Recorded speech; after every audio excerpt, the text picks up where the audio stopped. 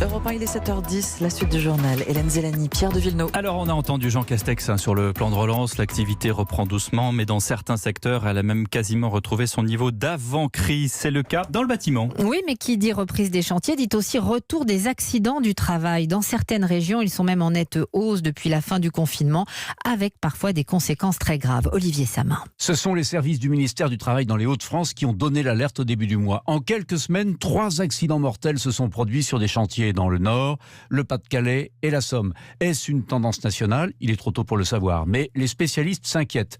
Paul Dufil dirige l'organisme professionnel de prévention du BTP. Le risque est réel, dit-il, de voir les bonnes pratiques se relâcher, surtout après des semaines de campagne centrée sur la prévention contre l'épidémie de Covid. Cette focalisation sur ce risque spécifique peut avoir pour conséquence un déficit d'attention par rapport aux risques traditionnels, chute de hauteur, les heures avec engin, port de charge, ainsi de suite.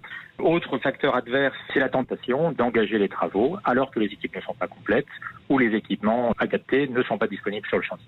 Et puis enfin, c'est la volonté de rattraper le retard et il ne faut pas que les compagnons, les entreprises prennent des raccourcis pour aller vite et oublient finalement les règles de l'art de la construction, dont les règles de l'art en prévention.